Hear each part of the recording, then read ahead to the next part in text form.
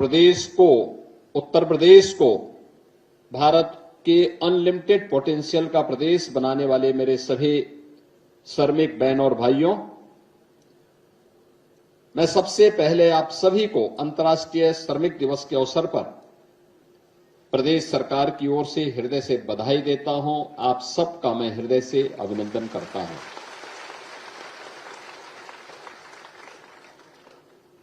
इस अवसर पर श्रमिकों के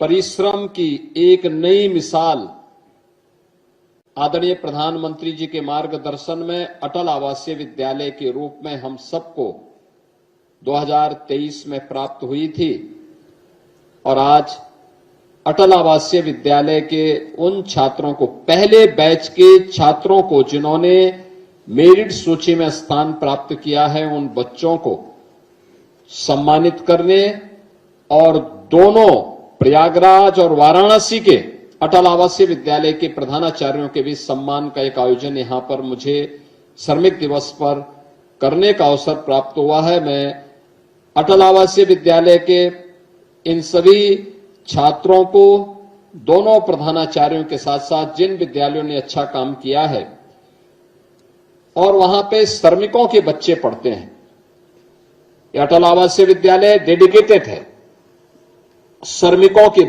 बच्चों के लिए, या फिर मुख्यमंत्री बाल सेवा योजना, जो बच्चे कोविड कालखंड में निराश्रित हुए थे, उन बच्चों के लिए। तो स्वाभाविक रूप से मेरिट में, सीबीएसई बोर्ड की मेरिट में स्थान प्राप्त करने वाले इन बच्चों ने आपके पसीने और आपके श्रम की लाज रखी है। मैं इस अवसर पर इन सबको हृदय से बधाई देता हूं। हम सब जानते हैं कि नए भारत की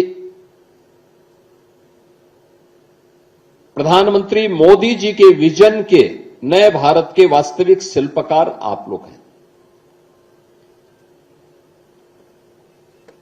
हमारा श्रमिक जिस भी क्षेत्र में काम करता है, सर्दी, गर्मी, बरसात, आंधी, तूफान, लू, कुछ भी हो, वह न रुकता है, न थकता है, न डिगता है, और आपकी पसीने की एक एक बूंद जब धरती पर पड़ती है तो वही धरती माता सोना उगलने का काम भी करती है।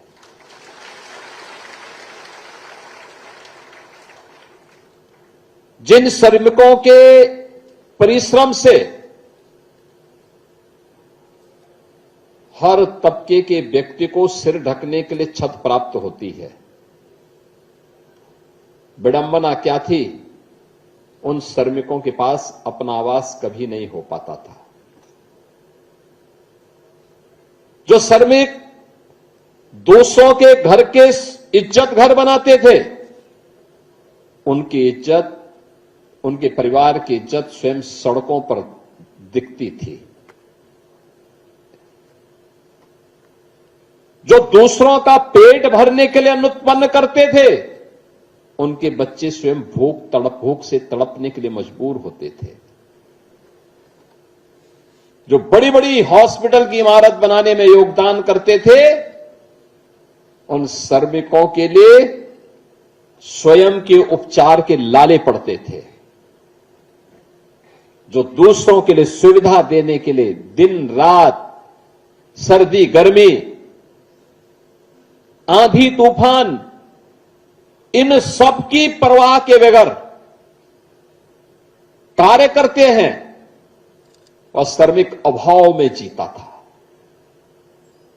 लेकिन हम सबसे पहले आभारी हैं प्रधानमंत्री मोदी जी के, जिन्होंने श्रमिकों को सम्मान देकर के, उनके श्रम को सम्मान देकर के देश को श्रममेव जयते के इस उद्घोष के साथ जोड़ने का काम किया। आपने केशव जी के भाषण को सुना, उन्होंने कहा कैसे श्रमिकों का सम्मान प्रधानमंत्री जी ने महाकुंभ के आयोजन के अवसर पर उनके पाद प्रक्षालन के माध्यम से, पांव प्रक्षालन के माध्यम से किया।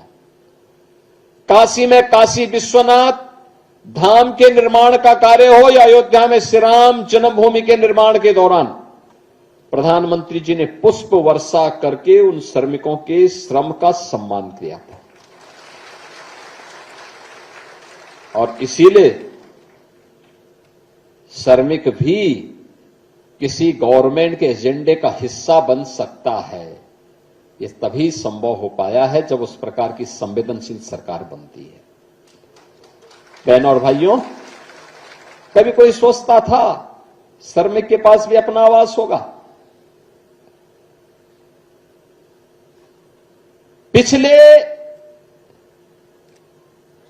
12 वर्ष में मोदी जी के नेतृत्व में 4 करोड़ लोगों को देश के अंदर आवास दिया गया। 4 करोड़ लोगों को। और उत्तर प्रदेश में 65 लाख लोगों को एक एक आवास की सुविधा उपलब्ध करवाई गई। प्रधानमंत्री आवास योजना या मुख्यमंत्री आवास योजना, देश के अंदर 12 करोड़ घरों में एक एक शौचालय बना। उत्तर प्रदेश के अंदर 2 करोड़ 61 लाख परिवारों के लिए एक एक शौचालय का निर्माण हुआ। अब गरीब भी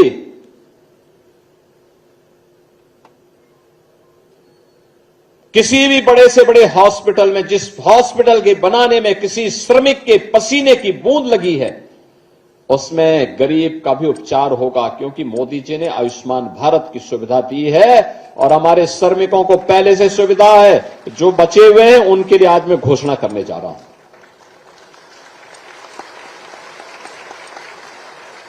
उनके लिए भी घोषणा करने जा रहा हूं आज। अब केवल स्कूल का निर्माण करके अब अपने आप के बच्चे वंचित नहीं रहेंगे। हमने शुरुआत की है अटल आवासीय विद्यालय से, और अटल आवासीय विद्यालय के बाद आज हम लोगों ने जेवर में भी एक मुख्यमंत्री कंपोजिट विद्यालय की आधारशिला रखी है, जिसमें श्रमिकों के ही बच्चे पढ़ेंगे।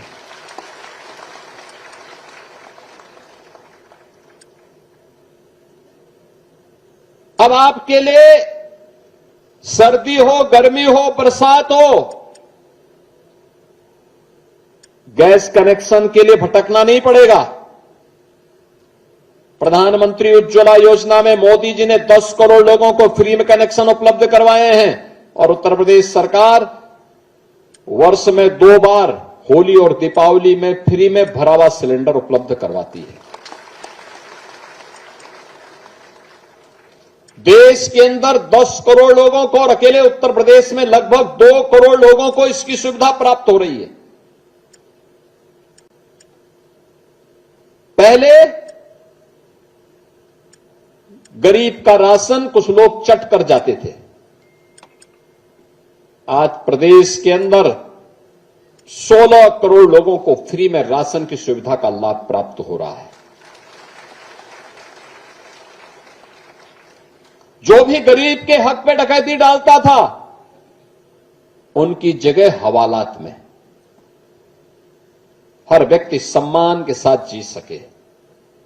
और आज इसीलिए, क्योंकि आपकी वास्तविक मेहनत को, आपके श्रम को सम्मान दिया गया है। आपने देखा होगा पहले होता क्या था, खेतों में काम हमारा बटाईदार और श्रमिक करता था। अगर मेहनत उसने खेत हुंडा पे लिया और खेत किसी आपदा की चपेट में आ गया, तो बेचारा कर्ज की तले दबता था। अब सरकार ने क्या किया, कहा कि नहीं